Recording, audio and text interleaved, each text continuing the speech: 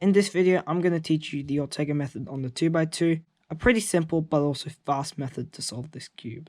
If you want to learn this, you should be able to solve a 2x2. So the first step of the Ortega method is to make a face, just like this. Now, it doesn't have to be a layer. These colors do not have to match. You just need 4 of the same color on one side, just like in this case where I've got all yellow. And I really recommend trying to solve on different colors for your faces, not just white. So in this case I've done yellow, but make sure you can do this on all 6 sides. For the purposes of this video, I'm going to be teaching with a white face. So after you've done this step, I'm going to put that on the bottom. And our next step is OLL. There are 7 algorithms, and our goal is to make the top all the same color, and this color will be opposite from this. So if you started with white, you'd have a yellow top. If you started with like blue, then you would want a green top. So make sure you know your opposite colors. Here's the first case, and this is one of 2 that doesn't have a yellow sticker facing up. So in this case, this is called the H, and it's got 2 bars just like this. So for this case, you want to put one of them on the front, one of them on the back, and you use very simple algorithm: R2, U2, R prime, U2, R2.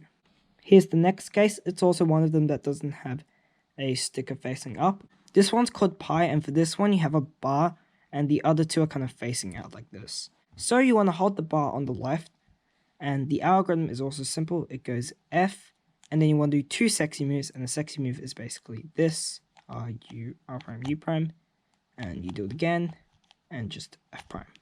Alright, now there are 2 cases where you have 1 sticker facing up. You kind of look at this and you see where the yellow is on this side or this side.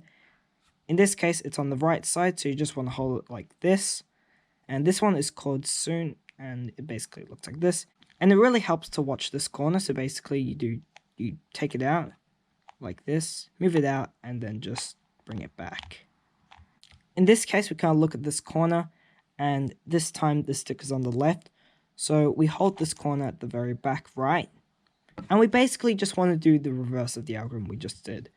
So that would basically be taking this corner out all the way to here, moving it back once, and inserting it just like that.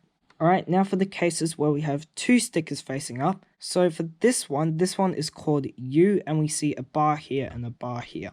So the bar that's facing up, you want to put that on the right, and basically it's kind of like the pi from last time, and it's basically F, but instead of doing 2 sexy moves, you just do 1 sexy move, and then F prime. For this case, we have the bar on top, but the other 2 corners are kind of facing out like this. So this one, you hold it like the U, you put the bar on the right, and basically you want to do a sexy move, and then a sledgehammer, and a sledgehammer is basically R prime, F, R, F prime. Here's the last case. Basically, the 2 that are up are kind of diagonal. So how you want to hold it is, if you look from here, you can see all of the yellow. So not like this because you can't see that one, not like this because you can't see these 2, not like this because you can't see that one, but like this so you can see all 4 of the yellow. This case is called L, and it's basically the opposite of T. So you want to do a reverse sledgehammer or hedge, and that goes like this. And then you want to do a reverse sexy move, which goes like this. So there are all the cases, and remember, if you have an impossible case like this, then you just need to twist a corner. And if your cube can't twist corners, then you're going to have to disassemble it. Alright, so we solved the top face and the bottom face. The final step is to do PBL, which is permeate both layers. So this will solve the whole cube. Here's the first case. We have all solved on the bottom, and we have only an adjacent swap on the top, or we have 1 bar.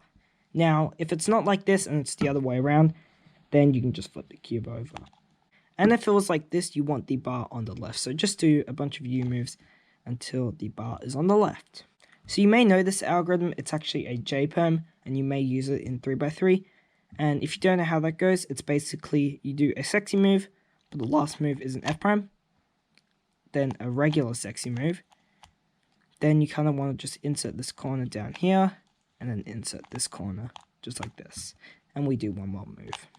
And if you know the T-perm, which goes like this, then you can use that here as well. Alright, next case, we have a diagonal swap on top, or all the sides here are diagonal, and we have all solved on the bottom. And if it was flipped over, then you can just flip it over like that. What we're going to do is the Y param. You may know this from 3x3, or you may know it as the diagonal corner swap algorithm. And basically, if you don't know it, it goes like this. So you start with an F, and then you do a sexy move, but the second move is a U prime. You do a sexy move, but the last move is an F prime. Then you just want to do a sexy move and a sledgehammer. So for the next case, if you have a bar on top and a bar on the bottom, then it doesn't matter which way the cube is flipped over.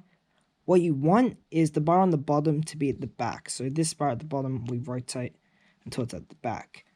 Also put this bar at the back as well. So it goes like this: R2, U prime, R2, U2, F2, U prime, R2.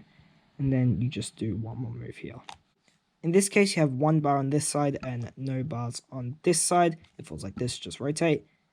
Then it doesn't matter how the bottom is oriented, but you do want the bar to be at the top and at the front. And basically, it's also a really short algorithm. Just do an R, U prime, R prime, and then do an F2, and then go back. R prime, U, R prime, and just one more move. The last case is we have no bars anywhere, so you have a diagonal on top, diagonal on bottom. It doesn't matter how you hold this one. All you want to do is just R2, F2, R2, and one more move. And if you want, you can try R2, B2, R2. Alright, that's just the basic Ortega method. And in case you are still stuck, I'm just going to do one example solve so you kind of know what to do with these algorithms. And I'm going to be doing color neutral solve just so you kind of get used to it. So I'm going to do an orange face here. And my other corners are here and here.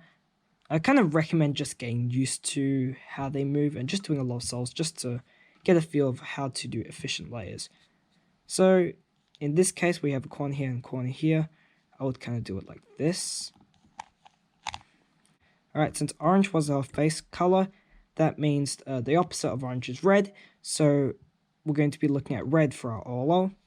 So as you can see, we've got the bar here, and these two are going out. So this is the T case, but we have to put the bar on the right, just like this. And it goes sexy move and sledgehammer. As we can see, we've got a bar at the front and a diagonal on the bottom. It's actually quite nice. It's already at the right orientation. So we'll do our algorithm, which goes R, U prime, R, F2, R prime, U, R prime. And we always just do one more move. If you have any questions, just leave them in the comments below, and I'll try my best to answer them. Alright, thanks for watching, and I'll see you next time.